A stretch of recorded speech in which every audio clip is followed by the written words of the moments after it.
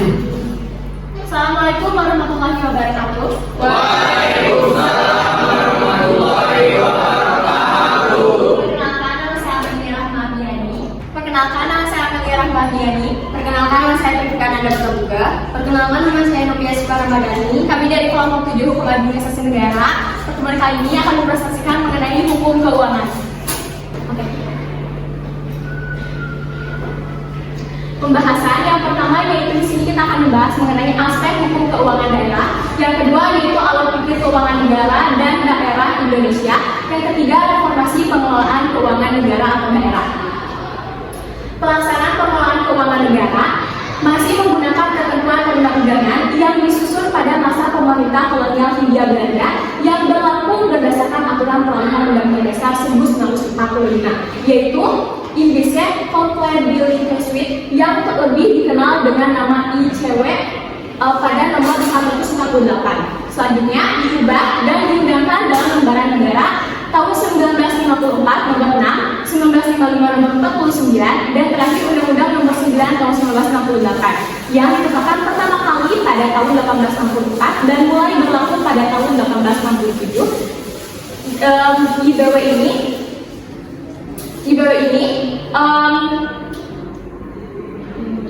nomor 419 Junto 445 dan nomor 381. Kelemahan dan juga upaya. Kelemahan perundang-undangan dalam bidang keuangan negara menjadi salah satu penyebab terjadinya beberapa bentuk penyimpangan dalam pengelolaan keuangan negara. Upaya untuk menyusun undang-undang dan mengatur pengelolaan keuangan negara ini telah dirintis sejak awal berdirinya negara Indonesia. Dengan demikian ditetapkanlah Undang-Undang Nomor 17 Tahun 2003 yaitu mengenai keuangan negara yang diundangkan pada tanggal 5 April 2003 dalam Lembaran Negara Republik Indonesia tahun 2003 nomor 47. Secara garis besar, perubahan mendasar dalam ketentuan pengelolaan keuangan negara diatur dalam undang-undang. Jadi yang pertama yaitu pengertian dan ruang lingkup keuangan negara, yang kedua yaitu mengenai asas-asas umum pengelolaan keuangan negara, yang ketiga yaitu kedudukan presiden sebagai pemegang kekuasaan pengelolaan keuangan negara, yang keempat yaitu pendelegasian kekuasaan presiden kepada menteri keuangan dan menteri atau pimpinan lembaga, dan yang terakhir yaitu susunan APBN dan juga APBD. Selanjutnya itu ada aspek hukum keuangan daerah. Yang pertama ada manajemen keuangan daerah diatur oleh 11 undang-undang dan peraturan pemerintah diantaranya. Yang pertama yaitu ada Undang-Undang 17 tahun 2003 tentang keuangan negara.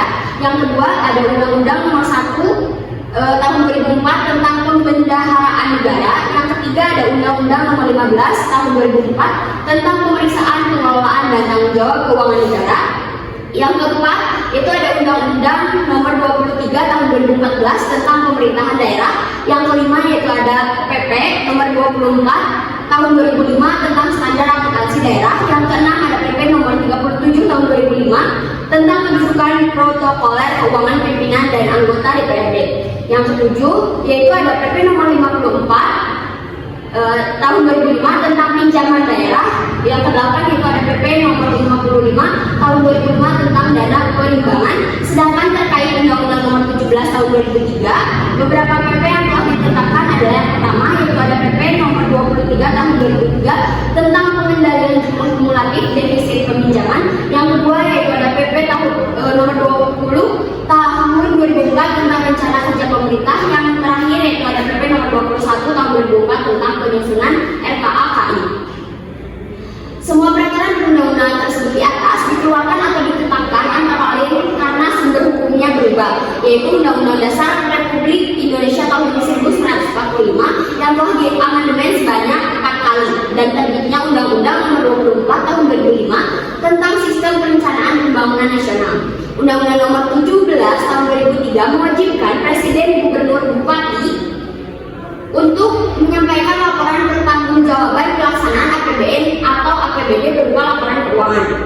Laporan keuangan tersebut setidak-tidaknya meliputi yang pertama yaitu ada laporan realisasi APBN dan APBD, yang kedua yaitu ada neraca, yang ketiga yaitu ada laporan arus kas, yang keempat yaitu ada catatan atas laporan keuangan yang dilampiri dengan laporan keuangan perusahaan negara atau daerah dan badan lainnya.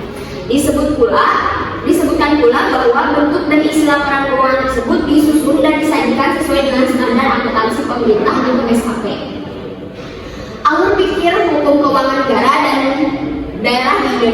Paradigma pengelolaan keuangan bagi negara akan menjadi semacam jaminan kepastian dan kestabilan sistem maupun model yang digunakan dalam pengelolaan keuangan tersebut. Paradigma secara mendasar akan menjadi pemandu dasar bagi terlaksananya dan pelaksanaan proses dari sistem model pengelolaan keuangan yang ada.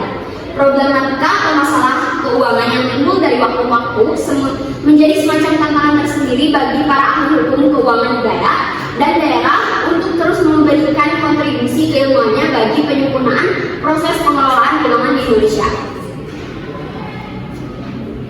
Menurut Profesor Dr. Muhammad Jafar Saidi, SHMU, seorang ahli hukum spesifik bidang pajak dan keuangan, hukum keuangan negara adalah sekumpulan kaidah tertulis yang mengatur hak dan kewajiban negara yang dapat dinilai dengan uang, termasuk uang dan barang milik negara terkait dengan pelaksanaan hak dan kewajiban tersebut. Rumusan hukum keuangan negara tersebut terkait dengan pengertian keuangan negara yang terdapat dalam Undang-Undang Nomor 17 Tahun 2003 tentang keuangan negara. Keuangan negara adalah semua hak dan kewajiban negara yang dapat dinilai dengan uang, serta segala sesuatu baik berupa uang maupun barang yang dapat dijadikan milik negara yang berkaitan dengan pelaksanaan hak dan kewajiban tersebut. Selanjutnya, ruang lingkup keuangan negara dalam aspek yuridisnya dapat kita lihat pada Undang-Undang Keuangan Negara pada pasal 2. Yang pertama, hak negara memungut pajak, mengeluarkan dan mengedarkan uang atau melakukan pinjaman. Yang kedua, kewajiban negara menyelenggarakan tugas pelayanan pemerintahan dan membayar tagihan pihak ketiga. Ketiga, penerimaan negara. Keempat, pengeluaran negara. Kelima, penerimaan daerah. Keenam, pengeluaran daerah. Ketujuh, kekayaan negara atau daerah yang dikelola sendiri atau oleh pihak ketiga, termasuk kekayaan yang dipisahkan pada perusahaan negara atau perusahaan daerah. Kedelapan, kekayaan pihak lain yang dikuasai oleh pemerintahan dalam rangka penyelenggaraan tugas pemerintahan dan atau kepentingan umum. 9. Kekayaan pihak lain yang diperoleh dengan menggunakan fasilitas yang diberikan pemerintah.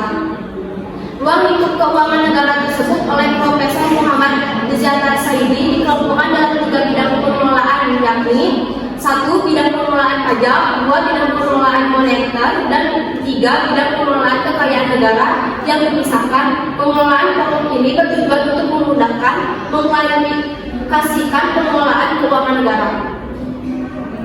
Reformasi pengelolaan keuangan negara atau daerah. Sejak tahun 2003, sesudah dilakukan amandemen terhadap Undang-Undang Dasar Republik Indonesia 1945 yang mengamanatkan bahwa akan menetapkan undang-undang tersebut tentang keuangan negara pasal 23C, maka ditetapkan Undang-Undang Nomor 17 Tahun 2003 tentang keuangan negara yang menjadi tonggak reformasi keuangan negara atau daerah di Indonesia.